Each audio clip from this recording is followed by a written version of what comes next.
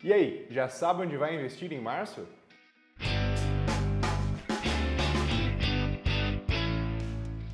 Fala investidor e investidora, tudo certo? Eu sou o Mati Massari e hoje eu trago para vocês mais um episódio do Onde Investir, edição de março.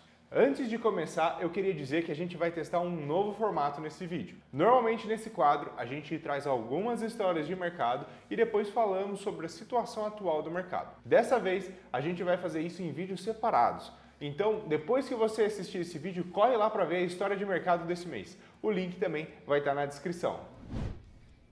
Com a percepção que a Selic ficará parada por mais um tempo, em 13,75% ao ano, ficou difícil de combater o tripé liquidez, retorno e segurança da renda fixa. Resumindo, as taxas de juros permanecerão elevadas, favorecendo os ativos de renda fixa. Por outro lado, o custo de capital elevado e a economia em marcha lenta devem penalizar os resultados de boa parte das empresas, com reflexo nos preços das ações. Estamos observando o início de uma crise de crédito no país? Pelo lado do mercado de capitais, o evento das lojas americanas trouxe perdas atípicas para fundos de renda fixa e crédito privado, que passaram a sofrer resgates e vender papéis a mercado, causando um aumento generalizado dos spreads de crédito de debêntures e letras financeiras, que são os instrumentos mais tradicionais desse mercado. Algumas empresas contrataram especialistas em reestruturação de dívida ou entraram em recuperação judicial, como a Light, CVC, Oi e entre outras. As notícias também continuaram com empresas conhecidas, como o Grupo Raiola, Lojas Marisas e Tok Stock. Natural que esses eventos viessem seguidos por downgrades por agências de rating e trades mais estressados no mercado de capitais, junto com resgates adicionais nos fundos de crédito e um mercado primário congelado. Recomenda-se cautela, ficando com aplicações em riscos de crédito bancário garantidos pelo FGC. No meio de diversos anúncios em relação à reoneração dos impostos federais sobre os combustíveis, assim como outras definições sobre a política de preços da Petrobras, o governo federal anunciou que irá tributar a exportação de petróleo cru por 4 meses com uma alíquota de 9,2%.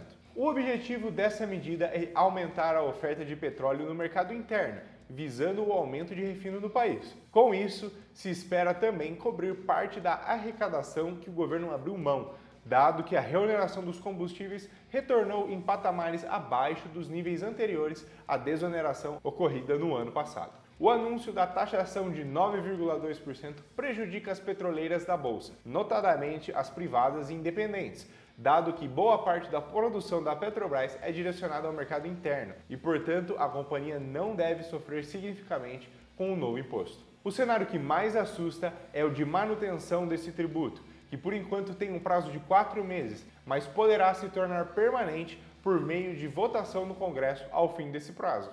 A volta dos impostos é um passo importante na implementação dos planos de Haddad, mas isso seria suficiente para permitir a queda dos juros básicos? Um desejo que foi expresso novamente pelo ministro. A medida ajuda bastante, mas há uma preocupação muito grande com a desancoragem das expectativas de inflação.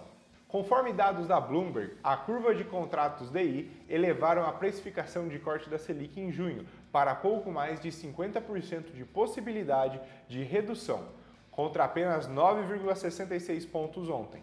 A piora das expectativas foi causada por vários fatores, entre os quais a percepção crescente de que o Copom não terá autonomia para perseguir as metas e também pelos comentários de integrantes do governo sobre uma eventual mudança nas metas. Nesse cenário, continuamos a enxergar ativos pós-fixados que acompanham a Selic como boas opções de investimento conservador, se beneficiando de patamares elevados de juros na conjuntura atual.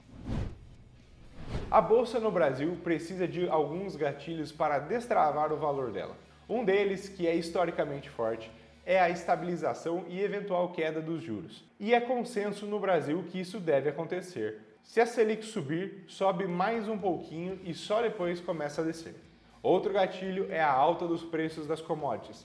Vem especialmente da retomada da China. Após encerrar os lockdowns devido à Covid-19, o governo chinês tem se empenhado em medidas de incentivo à atividade econômica. Uma consequência disso pode ser o aumento na demanda de commodities, especialmente o minério de ferro.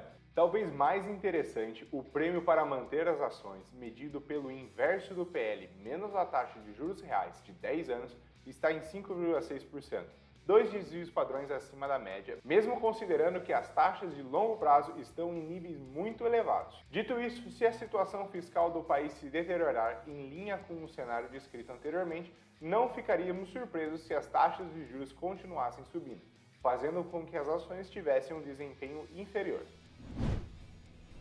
Um aviso importante é de que a rentabilidade passada não é garantia da rentabilidade futura. Uma análise de qualquer tipo de investimento jamais pode se deixar levar somente pelo desempenho mais recente. Observar períodos tortuosos e mais longos é fundamental para analisar a persistência de eventuais boas performances. Da mesma forma, verificar o risco ao qual a estratégia do fundo se expõe permite avaliar se ela se adequa ou não ao seu perfil de investidor.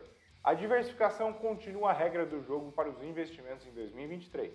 A renda fixa continuará uma excelente e importante opção para a composição da carteira. Com o nível atual da taxa básica de juros, a Selic e expectativas de juros nominais superiores a 13,75%, mantemos nosso otimismo em relação ao retorno oferecido pela renda fixa, principalmente na parcela de pós-fixados, com baixa volatilidade em um momento que será de grande incerteza no país. E é isso, se você gostou do conteúdo, deixe seu like, se inscreva no canal e ative o sininho para não perder nenhuma notificação. Bons negócios e até a próxima!